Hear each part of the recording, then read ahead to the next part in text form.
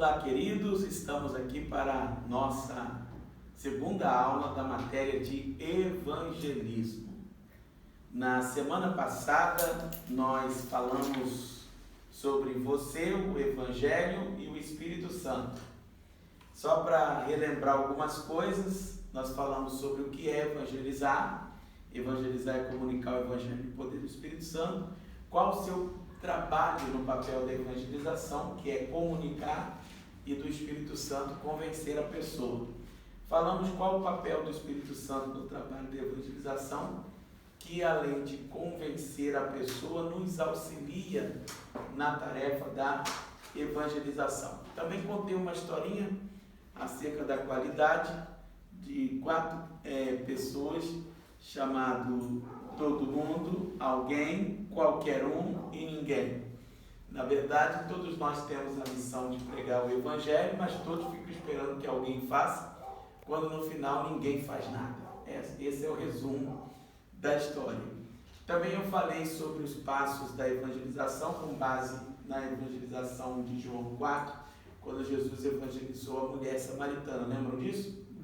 Então, nós colocamos que o primeiro passo é ir até eles, segundo, interessar pelo próximo, terceiro, despertar neles a curiosidade acerca do Evangelho, dar na medida certa é o 4º ponto, e o 5º, não condenar de forma nenhuma a pessoa, né? 6º, entregar a mensagem. Entregar a mensagem é muito importante, né? Um crente antigo, ele sempre estuda a Bíblia, né? Mas assim, não adianta você ter conhecimento bíblico se você não passa aquilo que você tem aprendido, né? Eu quero continuar da nossa segunda aula falando do papel do Espírito Santo, tá? Vou precisar da ajuda de vocês para a leitura bíblica, para a gente poder então formar aqui um conjunto do trabalho do Espírito Santo. Na semana passada, o tema da aula foi você, o Evangelho e o Espírito Santo. A aula de hoje, né, ela é sobre por que você deve evangelizar, né? Aliás, não é esse tema não, estou no terceiro. Você vai comunicar o Evangelho, é o segundo, tá? Então a aula de hoje você vai comunicar o Evangelho. Então, já que a gente vai comunicar o Evangelho, a gente precisa do auxílio do Espírito Santo. Então vamos lá. Nem todos seremos evangelistas. Essa é uma grande verdade. Mas todos nós temos que ser testemunhas de Cristo. No livro de Atos Apóstolos 1, versículo 8, Jesus disse: mas recebereis poder ao descer sobre vós o Espírito Santo e ser-me-eis minhas testemunhas, tanto em Jerusalém, como em toda a Judéia e Samaria e até os confins da terra. Então ele diz: vocês serão minhas testemunhas. O que significa a palavra testemunha? Mártir. Uma pessoa que está disposta a morrer pelo Evangelho, testemunhando uma verdade. Então, vou repetir a frase. Nem todos seremos evangelistas, mas todos nós temos que ser testemunhas de Cristo. E uma testemunha de Cristo tem por obrigação de falar do Evangelho. Quer ver? Olha o que Paulo disse lá em 1 Coríntios 9, 16. 1 Coríntios 9, 16. Porque se anuncia o Evangelho, não tem de que me gloriar. 9, 16. Pois me é imposta essa obrigação, e ai de mim se não anunciar o Evangelho. Quer ver, ó? Contudo, quanto prego o Evangelho, não posso me orgulhar, pois me importa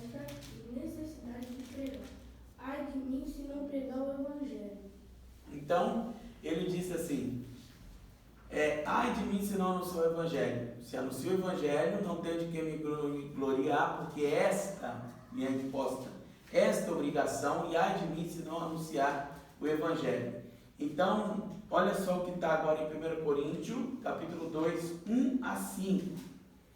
Porque Paulo foi também um evangelista, no entanto, ele lutava com as suas fraquezas. Então, vamos observar algumas coisas importantes aqui sobre o apóstolo Paulo, 1 Coríntios 2, 1 a 5. Lê diante.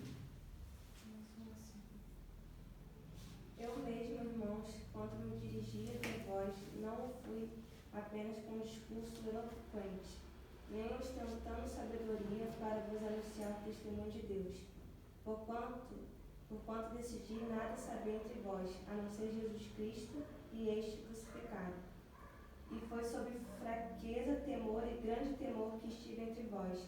Minha mensagem e minha proclamação não se formaram de palavras persuasivas de conhecimento, mas constituíram-se em demonstração do poder do Espírito, para que a vossa fé não se fundamente em sabedoria humana, mas no poder de Deus. Qual deve ser, segundo essa palavra do apóstolo Paulo, qual deve ser a meta de cada cristão? Anotem isso, por favor. A meta de cada cristão tem que ser conhecer a Deus e fazer Deus conhecido. Essa tem que ser a meta de todo cristão. Então, conheçamos e prossigamos em conhecer o Senhor, como está no livro de Oséias 4, 6. Conheçamos e prossigamos em conhecer o Senhor. E a segunda parte é tornar Deus conhecido. Depois que nós conhecemos a Deus, nós vamos fazê-lo conhecido. Então vamos ver o papel do Espírito Santo agora. O livro de Atos, só voltando aqui um pouquinho.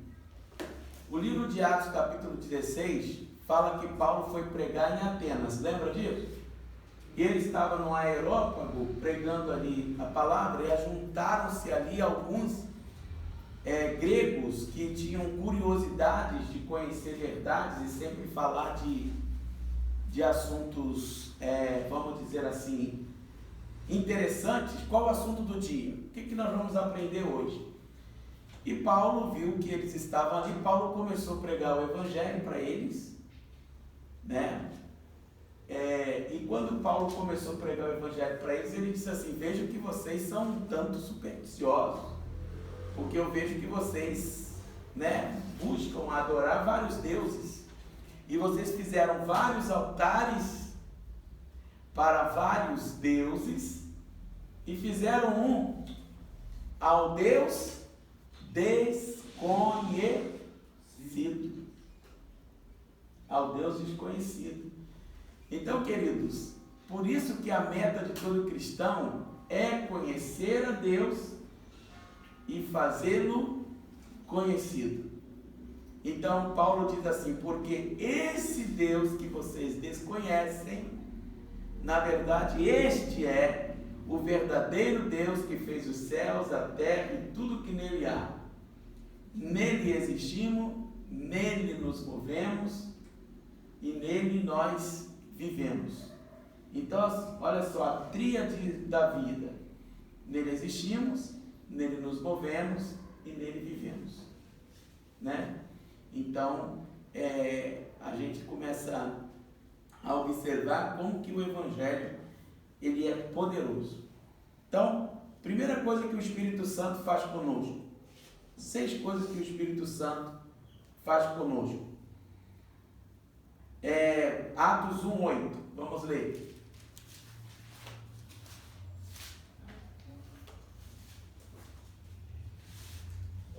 Agora leiam com atenção, observando o que o Espírito Santo faz. Você que está me acompanhando em casa também, abra sua Bíblia em cada texto que eu vou citar, para você ver qual o papel do Espírito Santo. Diane. Contudo, recebereis poder quando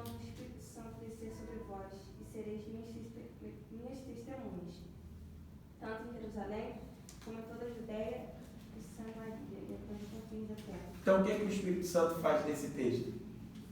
Poder. Ele dá poder. Então, anota isso aí. O que o Espírito Santo faz? Ele nos dá poder. Poder é autoridade, tá? Poder é permissão para fazer algo. Falar em nome de Jesus sem o Espírito Santo. Precisamos do Espírito Santo. 2. Atos, capítulo 8, versículo 29. Atos 8, 29.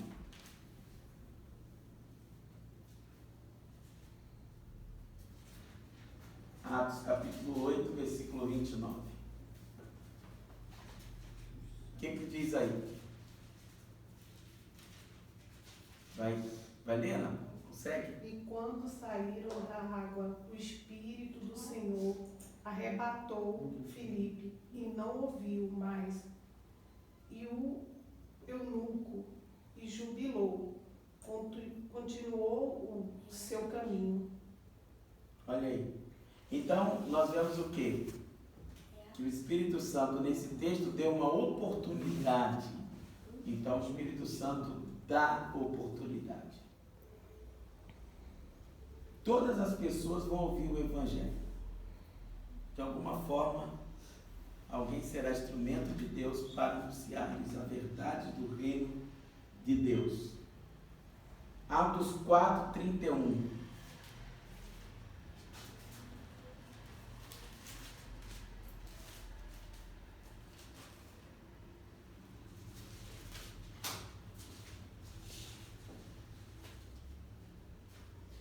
Tendo eles orando, moveu-se o lugar em que estavam reunidos, e todos foram cheios do Espírito Santo, anunciavam com ousadia as palavras de Deus. Ousadia é coragem, então o Espírito Santo dá coragem. O Espírito Santo dá poder, o Espírito Santo dá as oportunidades, o Espírito Santo dá coragem. É o texto que nós acabamos de ler. Atos 16, 6 a 10, diante, sua vez. Samuel, acha Atos 10 para mim. 16 a 10. 6 a 10. E ele viajando por toda a região da Frígia e da Galácia, Paulo e seus companheiros de ministério foram impedidos pelo Espírito Santo de pregar a palavra na província da Ásia. Quando avizinharam-se da região da Mísia, procuraram subir até Bitínia, mas também o Espírito de Jesus não lhes permitiu. Então, contornando a Mísia, desceram para Troade. Durante a noite, Paulo teve uma visão. Nela, um homem da Macedônia em pé rogava-lhe: passa a Macedônia e ajuda-nos. Imediatamente, após ter recebido a visão, preparamos-nos para partir rumo à Macedônia, concluindo que Deus nos havia chamado para pregar o Evangelho aos macedônios.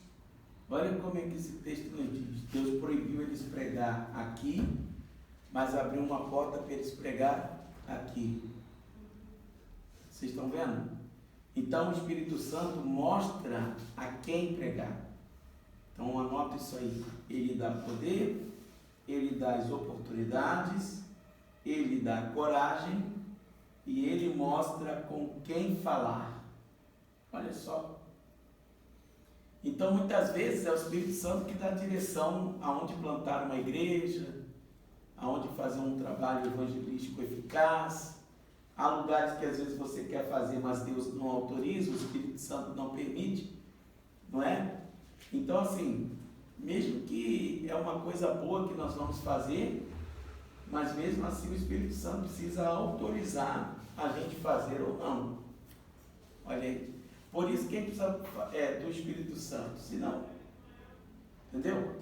Às vezes você vai plantar uma célula num lugar, você vai plantar uma liderança num lugar e você não vai obter muitos frutos. Porque você vai estar pregando no lugar errado, ou seja, num lugar onde o Espírito Santo não te autorizou. Então, olha, observe isso com tranquilidade. Vamos para o quinto e penúltimo ponto.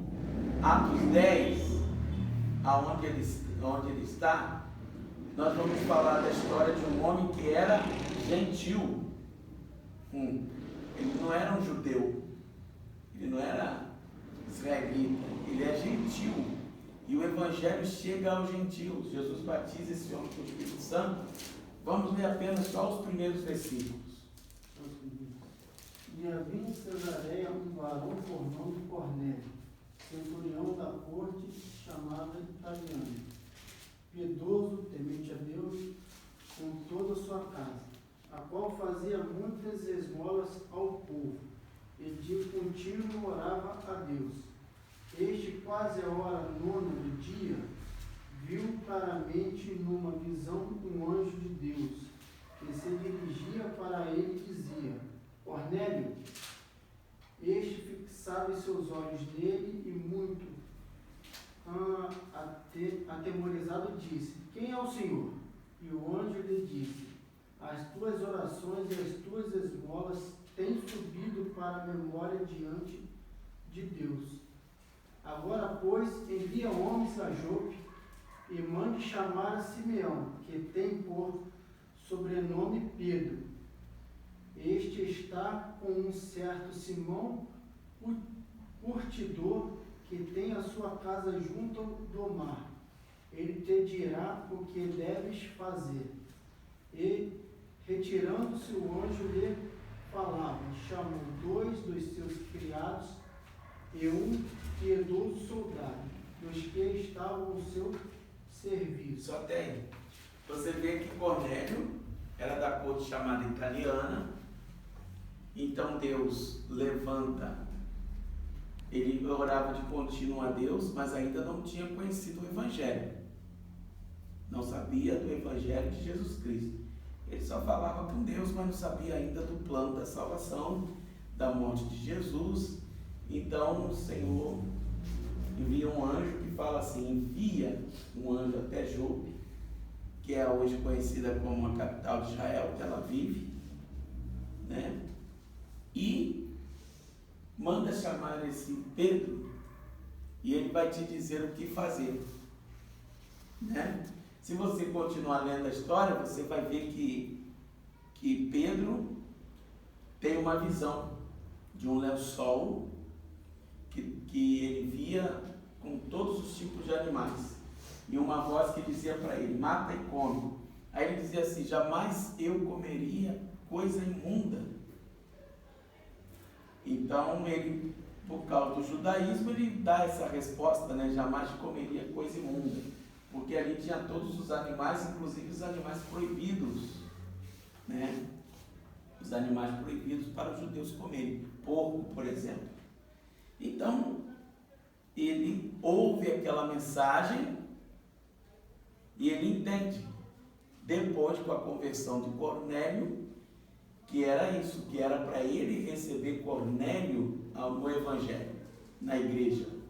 Tanto é que depois vocês vão ver em Atos dos Apóstolos, capítulo 15, que lá acontece o primeiro concílio, tá? Onde eles estão discutindo se recebe ou não esses que foram batizados com o Espírito Santo, com a pregação de Pedro, como membros da igreja, né? Então significa que houve uma grande discussão e o Espírito Santo disse, sim, vamos receber os gentios como membros da igreja, somente vamos proibir deles as impurezas sexuais, vamos proibir deles o sangue, que eles não comam sangue, né? E nem a carne sufocada. E aí, por causa disso, eles foram inseridos na igreja, que no caso nós somos considerados gentios, tá? Então você vê que nesse texto, então, o Espírito Santo quebra as barreiras. Então, primeiro, ele dá poder. Segundo, ele dá as oportunidades. Terceiro, ele nos dá coragem. Terceiro, ele mostra com quem falar.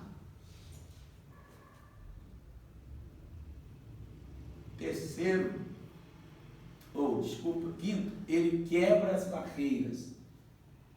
Então o Espírito Santo, né, tira ali as dificuldades da pregação do Evangelho. Sexto, ele prepara os corações. Está em Atos 16:14. José Henrique, lê para nós, Atos 16:14.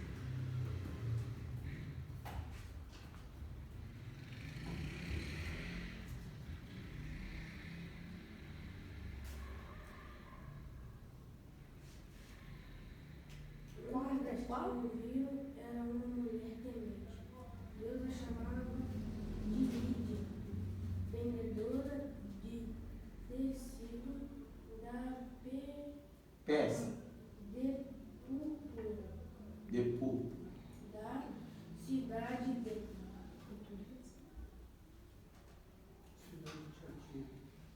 Tiatira. O Senhor abriu seu coração para atender a mensagem de Paulo. O Senhor preparou o coração dessa mulher chamada Lídia. Então, assim, o Senhor preparou o coração dela para ela receber a palavra. Você vê como é que funciona, né? Então, quando o Espírito Santo, quando ele nos autoriza, ele já prepara o caminho. Ele prepara também o coração da pessoa para receber. É forte, né? Então, olha só, você é quem vai comunicar o Evangelho aos perdidos, mas o poder não vem de você. Suas belas palavras, né, não vem da sua coragem, o poder vem do Espírito Santo. Isto foi assim desde o começo.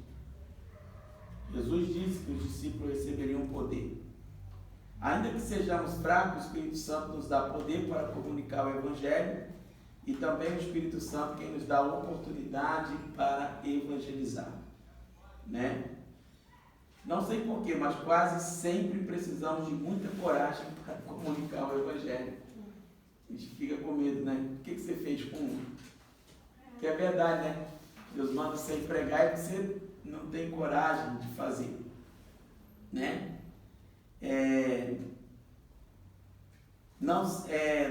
Tentar evangelizar sozinho é muito difícil.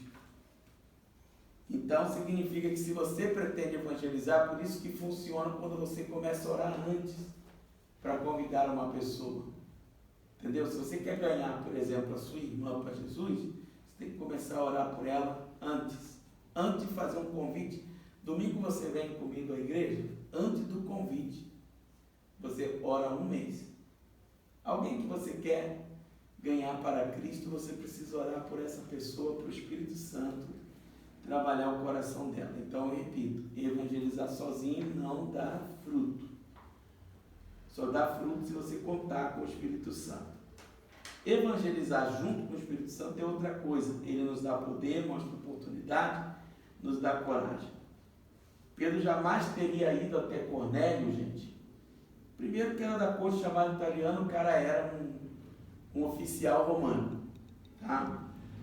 De alta patente. Tinha 100 homens ao seu comando, um gentil.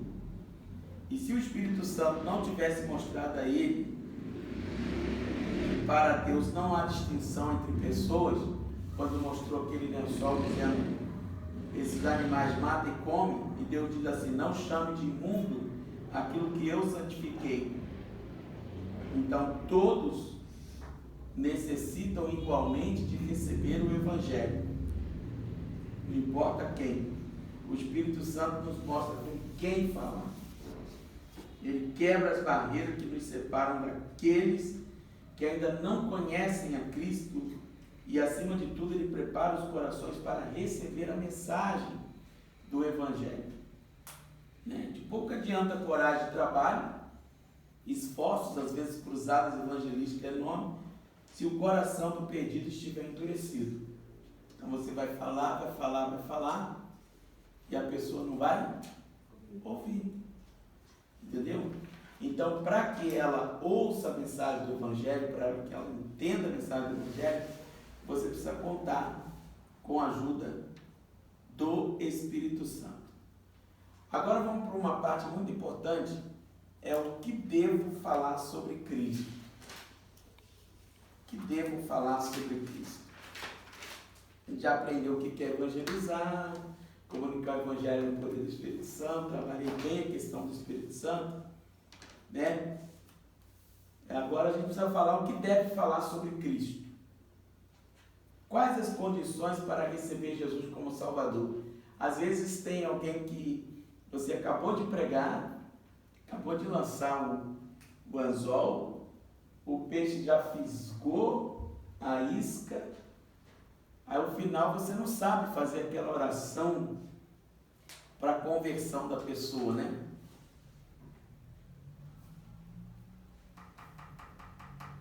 Então, evangelizar é apresentar uma pessoa ao Senhor Jesus Cristo.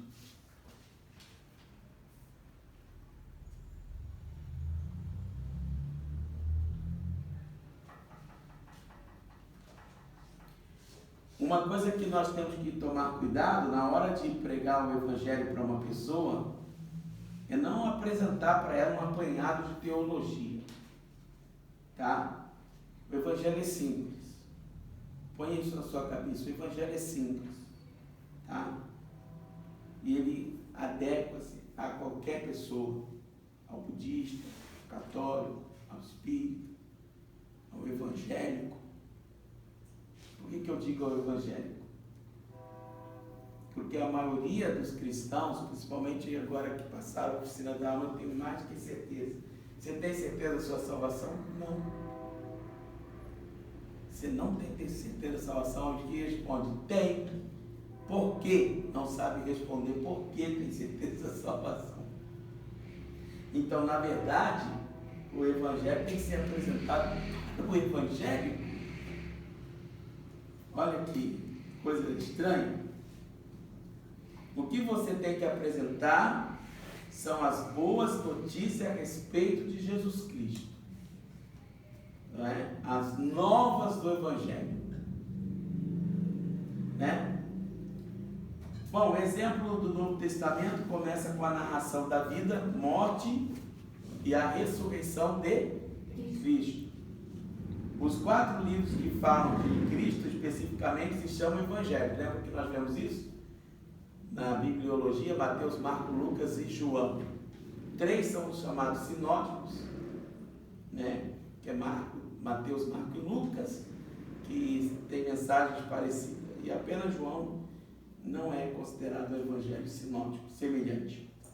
A morte de Cristo na cruz por nós, sua ressurreição, que ele fez e ainda pode fazer, são os elementos que constituem o Evangelho. Em Atos dos Apóstolos 2, 37, 42, lá está escrito que o pessoal ficou 120 pessoas reunidas no mesmo lugar, de repente um vento veemente, impetuoso, encheu toda a casa e todos foram cheios do Espírito Santo. As pessoas de fora que estavam naquela festa pensaram que eles estavam o quê? Embriagados. Mas eles não estavam embriagados, eles estavam cheios do Espírito Santo, correto? Bom, com eles estarem cheios do Espírito Santo, Pedro tomou a palavra para esclarecer que eles não estavam bêbados.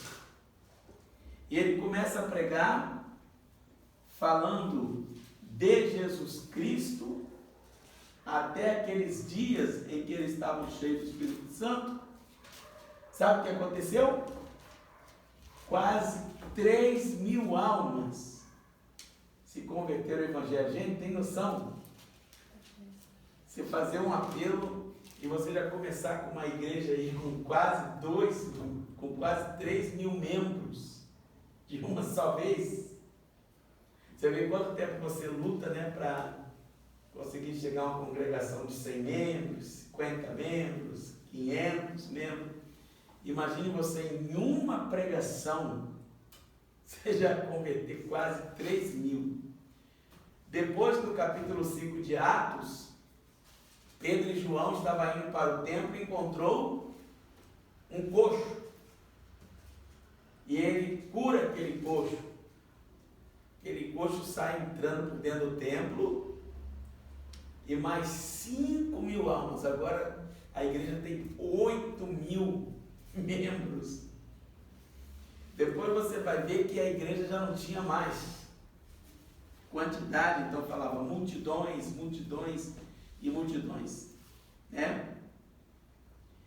Já em Atos 8, 26 e 28, observe que eu falei para você na semana passada. Jesus tinha que passar por Samaria para evangelizar quantas pessoas? Uma mulher.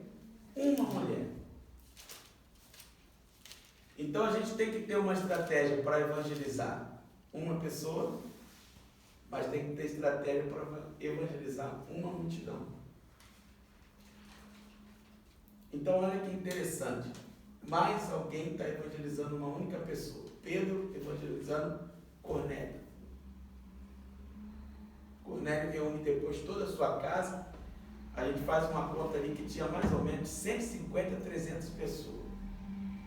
Se ele tinha 100 homens a seu comando, se cada um fosse casado, né, esses 100 homens aí, no mínimo, cada um com as suas mulheres, está dando 200.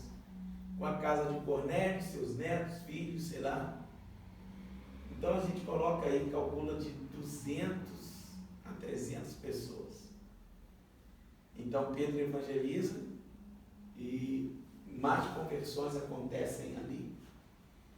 Mas você vê também em Atos 8, 26, Filipe evangelizando um tesoureiro de uma rainha, da rainha de Candace, que é, o nome dele, a Bíblia não fala, a Bíblia só fala o eunuco, né?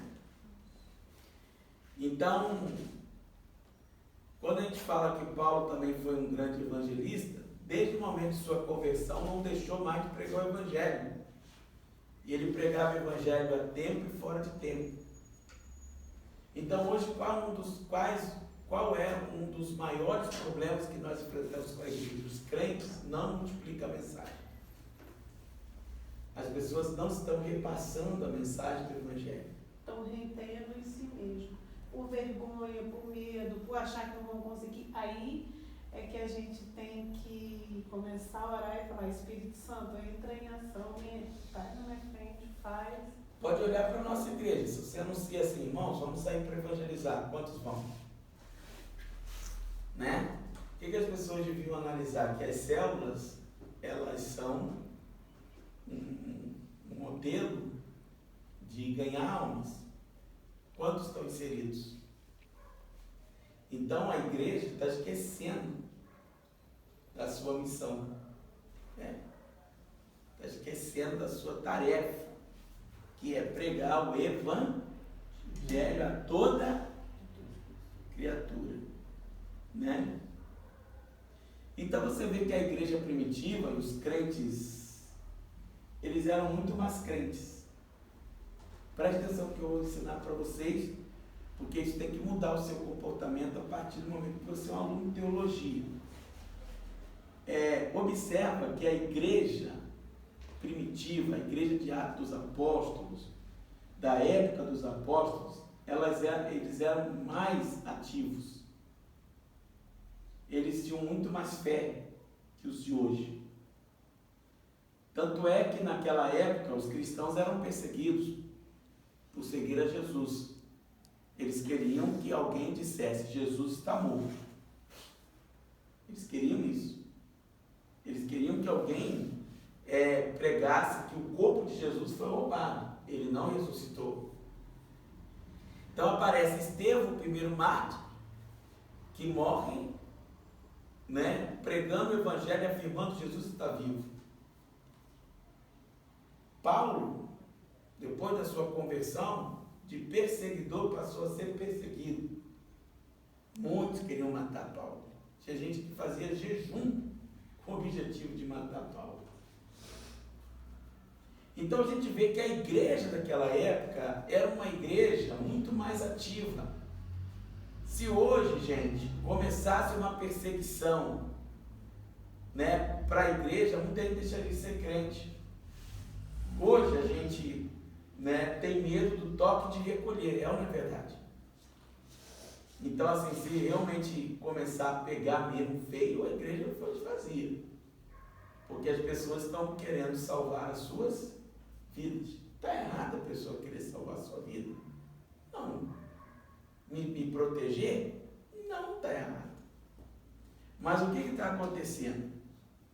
Eu quero mostrar que hoje a igreja é mais vulnerável, mais, sabe, uma igreja menos ativa,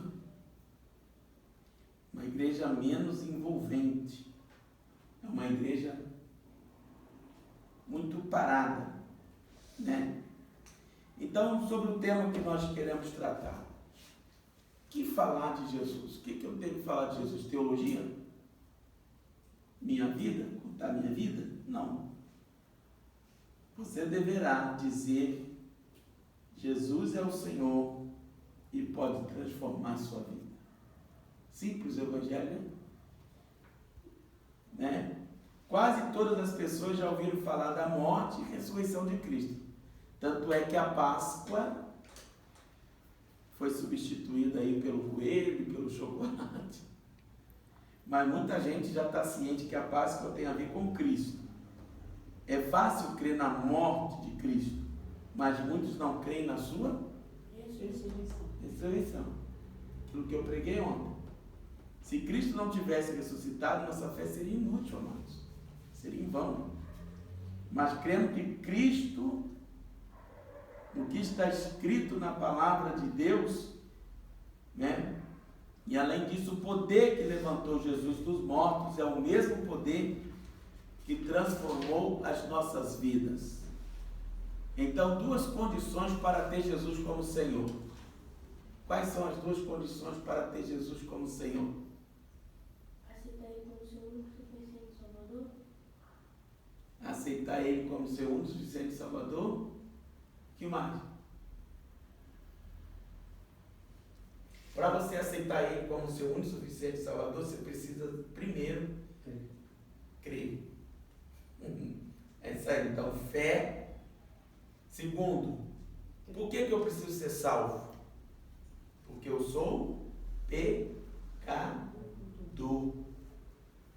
Então, por ser pecador, eu me arrependo dos meus pecados. Então, quais são as duas condições para ter Jesus Cristo? Fé e arrependimento. Fé em Jesus Cristo e arrepender dos meus pecados, né? Jesus então é o Senhor, não porque Ele morreu, mas porque Ele ressuscitou e vive, e atua ainda em nossos dias. Na igreja primitiva, era necessário que cada cristão confessasse a Cristo como seu Salvador e Senhor. Senhor é sinônimo de dono, patrão. Os cristãos têm um patrão sábio e poderoso que conhece a solução certa para cada problema. Esse patrão é Jesus Cristo. Por isso ele é chamado Senhor. Por isso ele é o Senhor. Amém? Então o que a gente precisa de fé e arrependimento. Arrependei-vos e crede no Evangelho.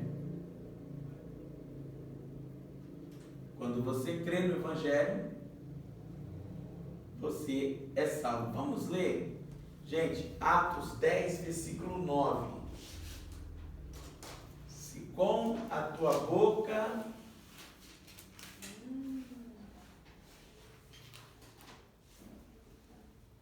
9. 10, 9. No dia seguinte, indo a ele seu caminho. Não, você está em Atos. É Atos?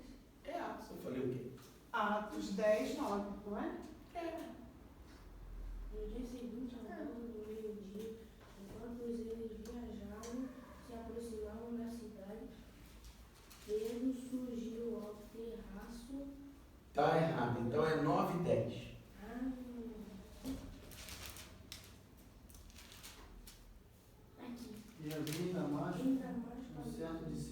chamada avidez. Também não é. Ah, já sei onde eles erraram.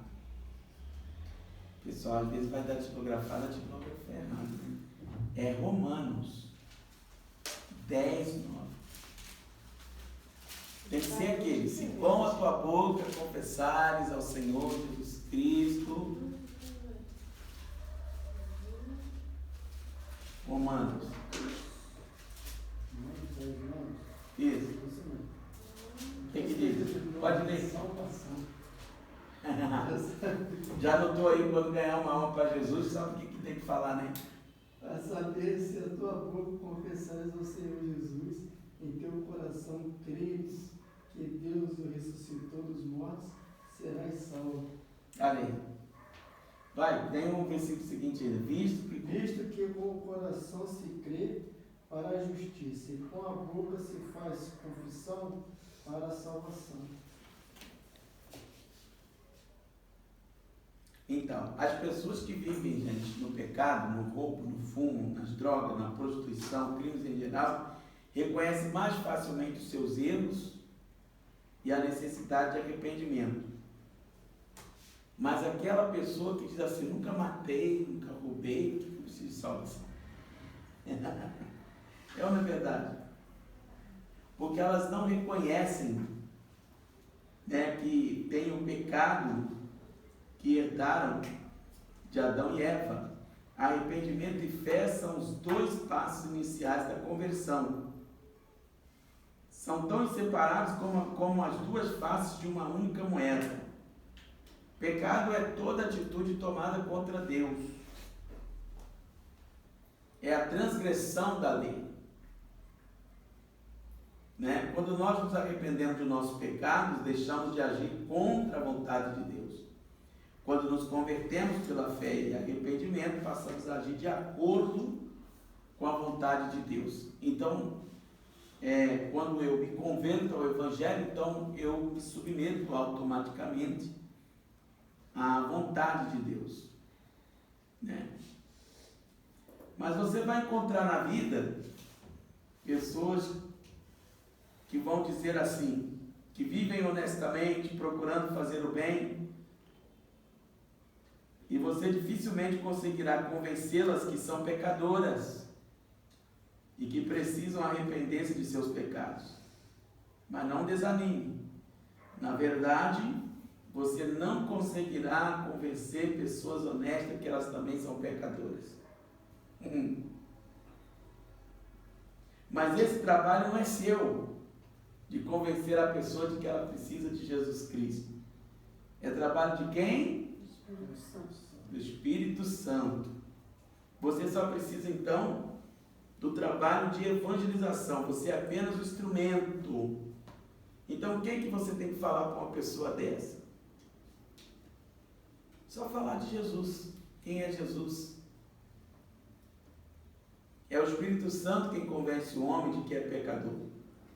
Se o Espírito Santo não estiver agindo no coração da pessoa com quem está falando, ela não será capaz de se arrepender dos seus pecados.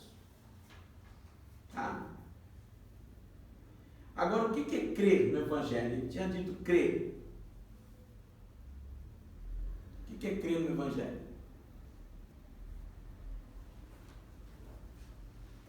Acreditar em que aconteceu. Confiar, né? Porque a palavra crer, nesse sentido, ela tem uma ideia de entrega geral. Uma entrega geral. Total, dá tudo. Todo o meu coração eu entrego a Ti.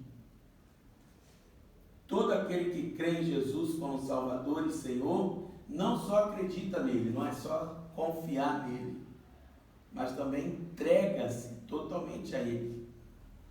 Então anotem essa frase, por favor. Jesus Cristo.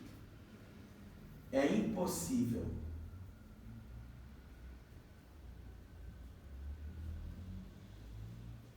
conhecê-lo e não amá-lo. Amá-lo e não segui-lo?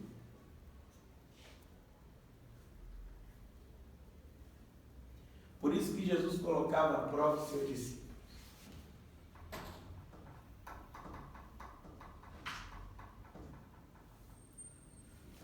Porque se você disser que ama a Deus, mas não segue, você não o conheceu.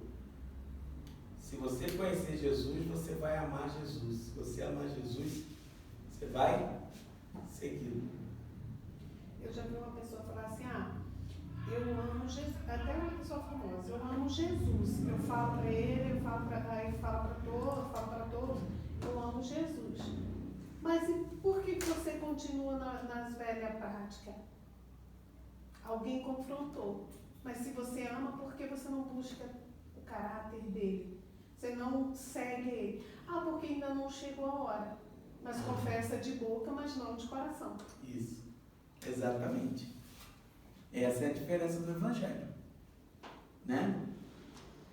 Por isso que tem pessoas que ela tem uma religião, mas não tem Jesus Cristo. Religião não salva ninguém. Quando eu entendi que Jesus nunca falou de religião, e que ele falava de amor, de caráter, aí Mudou tudo. Mudou. Eu passei de religiosa a cristã. Exatamente. Essa é a fé necessária para quem quer viver uma nova vida em Cristo, tendo Jesus como seu Senhor absoluto. Então, ou seja, debaixo do domínio de Cristo, das ordens de Cristo, não mais agora andando segundo as nossas próprias vontades, segundo o nosso próprio querer, mas segundo o querer de Deus, segundo a vontade de Deus, né? Começa a nova vida andando em direção a Deus. Por isso, quando Jesus é o Senhor, Ele transforma, gente, toda a nossa vida. Amém? Amém. Por isso nós o chamamos também de Salvador. Porque toda a honra, toda a glória e o poder sejam dados a Jesus Cristo, nosso Senhor e o nosso Salvador, né? Que é aquele que deve guiar os nossos passos e as nossas vidas. Então está aí dada a segunda aula para vocês. Alguma dúvida? Não? Bem entendido então acerca do que nós devemos falar acerca do plano de salvação. E aí o trabalho que nós temos que dar ao Espírito Santo, o lugar devido a Ele, que é convencer as pessoas. Nosso trabalho é pregar. Gente, todos os dias, Samuel, Diane, Ana Paula, eu, Delane, que está filmando, José Henrique, todos os dias, Deus coloca alguém no nosso caminho. Todos os dias. Alguém vai puxar um assunto. Alguém vai conversar. Alguém vai entrar no nosso carro.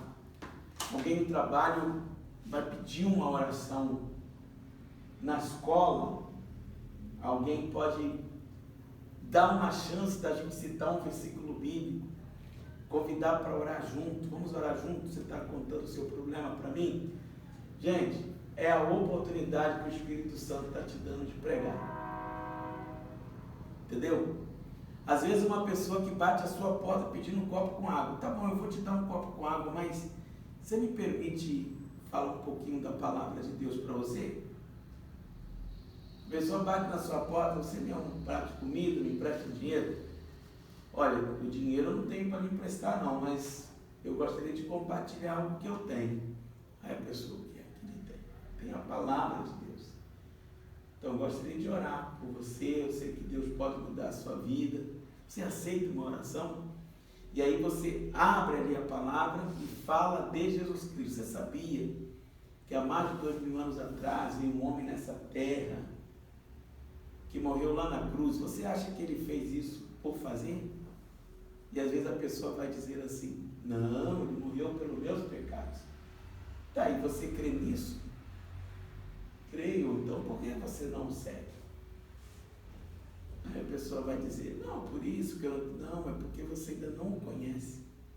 Você me daria a chance da gente fazer uns estudos e a gente poder conhecer juntos na palavra Jesus?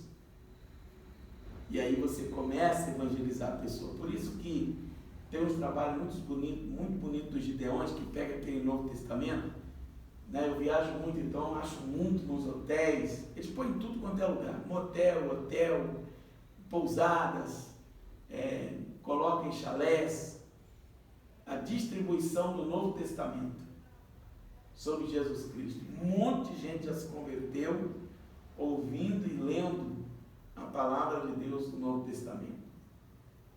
Então, ou seja, gente, a igreja do tempo passado era mais evangelística.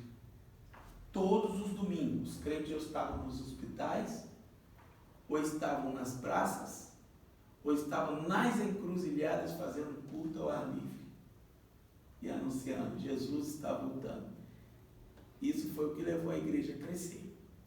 Os testemunhos de Jeová, a gente não faz, mas eles saem às vezes. Todos os dias. Lá na rua da Brasileira tinha 4, 6 ali batendo nas casas, até nas casas que ainda está para alugar, batendo lá, insistindo. Aí a Brasileira falou, nossa, mas essa hora. Aí eu pensei assim, pois é, eles estão saindo para evangelizar, e a gente? E eu? Como que eu fico? É verdade. Eu me senti mal, porque... Às vezes a pessoa vai lá na sua loja, está lá do seu lado lá, pedindo, fala de Jesus para mim. E a gente, se cala. Amém, gente? Que a gente mude isso, amém? Amém. A partir de nós. Senhor, entregamos essa aula em tuas mãos. Muito obrigado por esse tempo precioso que tivemos aqui aprendendo sobre evangelismo.